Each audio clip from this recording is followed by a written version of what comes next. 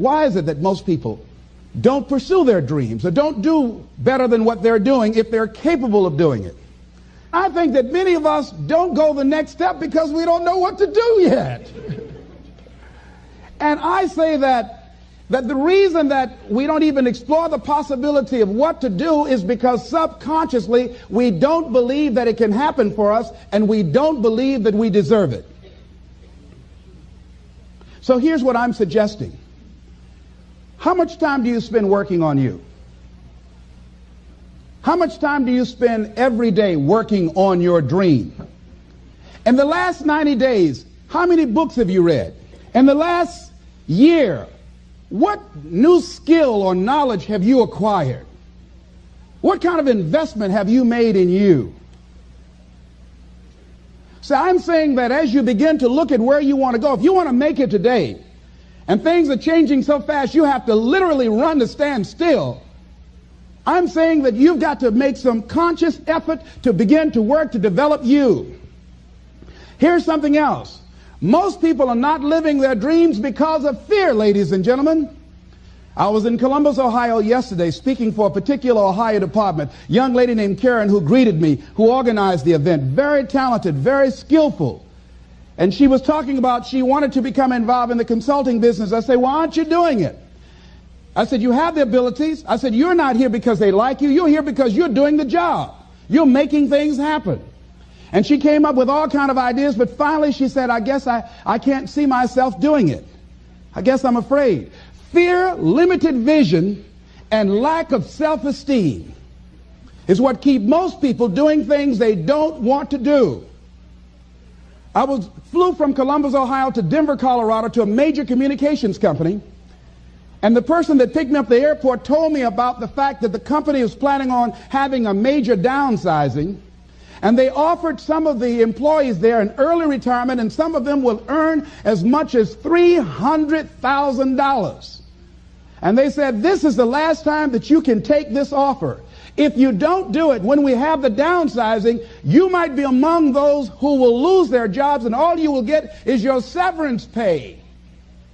And only 50% of the people who were eligible to take the $300,000 took it.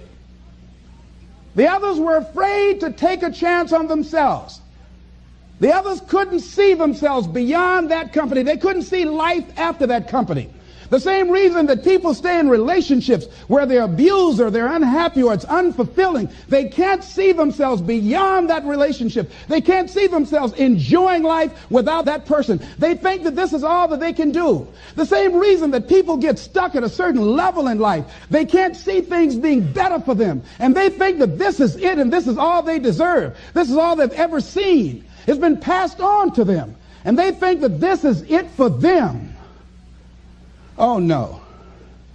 I was looking what Dr. Blanton, Smiley Blanton, who is a colleague of Dr. Norman Vincent Peale, what he said about fear. He said, fear is the most subtle and destructive of all human diseases. Ladies and gentlemen, fear kills dreams. Fear kills hope. Fear put people in the hospital. Fear can age you. Fear, ladies and gentlemen, can hold you back from doing something that you know within yourself that you're capable of doing, but it will paralyze you. And it seems like you're in a hypnotic spell. And I ask you a question, what is the benefit? What's the benefit of allowing fear to hold you back? What's the benefit of giving up on yourself? Of not stepping out on life and taking life on? What is the benefit for you? What's the plus in that? It's one of the things I had to ask myself. So I didn't want to make any mistakes. I wanted everybody to like me. I wanted to be perfect the first time I did something. It's not going to happen. You're going to make some mistakes. You're going to hurt some folks' feelings. You're going to create some enemies whenever you decide that you want to begin to take life on. You've got to ask yourself, how long am I going to allow this to hold me back? I like what Zig Ziglar says. He said, fear is false evidence appearing real. That is an illusion that we create in our mind. It is a state of mind that can be changed. So let's look at how we can begin to take some steps to restructure that fear, to begin to expand our visions of ourselves, to begin to increase our self-esteem. Webster said that self-esteem means confidence and satisfaction in oneself. Look at your life right now. Whatever you've done up to this point in time, your life is working. Whatever you have produced, it came out of you as a result of the kind of person that you have become. It's a result of your choices. It's a result of your consciousness. Now you have to ask yourself, are you satisfied with what you have produced? Is this what you want? Would you like for things to be better than this? Do you believe that you deserve better than this? Or are you content? This is it. You don't have to do anything else. That you've already resigned yourself in life and say, well, I'm happy. Are you allowing yourself to get off the hook like that? Or do you believe somewhere in the back of your mind or in your heart that there's some other great work for you to do? There's something else that life has for you. And that's why you're here. How do we handle this fear factor? How do we increase our self-esteem? You have to begin to fortify yourself. How do we do that? I believe that you have to begin to consciously monitor your inner conversation and start talking to yourself. Start building yourself up. Sometimes the only good things you will hear about you are the things that you say to you. So I'm saying learn to be your own booster. Start building yourself up. Start encouraging yourself. Start saying, I can do this. I can make this happen. When I started thinking about becoming a speaker, I said, yes, I can do this. I can make this happen. When I start trying to convince myself I can be a businessman after flopping and failing and losing thousands of dollars and feeling stupid and dumb and having people take advantage of me because of what I didn't know, I had to talk to myself because people were saying to me that I was dumb. And somewhere in the back of my mind, I was saying, you're right. Look at what I've done. I had to say, no, Les. Hey, come on, man, get yourself together. You can handle this. You just haven't figured it out yet. It's all right. This is your training period. This is the tuition you have to pay for what you don't know. You can do this. Other people have done it. It doesn't take an Einstein. Get you some people that can teach you some stuff that you don't know. Get you some people that have done it successfully and learn from them. Take some seminars, workshops, read some books on how to manage a business. Change the way you see yourself and begin to tend to the personal details. Understand that nobody's going to take care of your business better than you.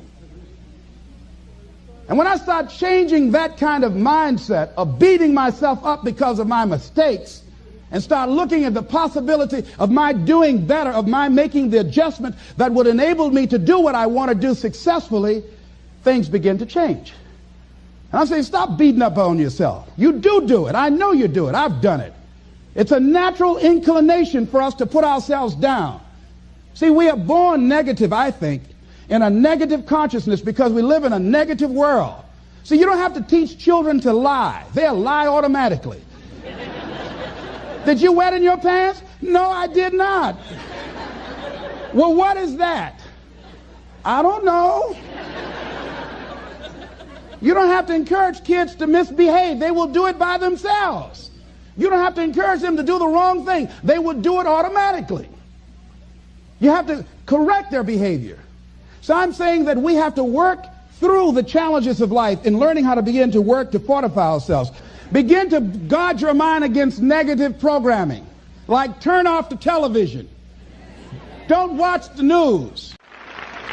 I think that more people have a sense of hopelessness and anxiety about life. If you look at the news, you cannot feel good looking at the news.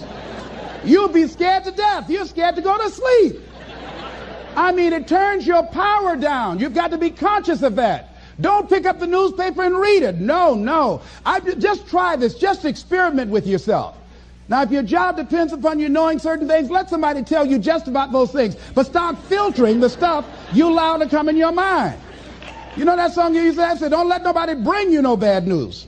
I tell my staff, look here, don't tell me any bad news while I'm on the road. Let me handle it tomorrow. I don't like anybody to tell me any bad news at night before I go to sleep. I can't do anything about it anyhow.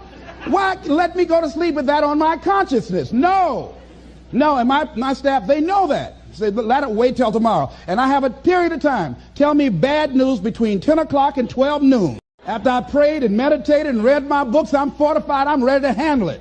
I deal with them, then I'm out of there and I'm going on to something else. So you've got to guard the kind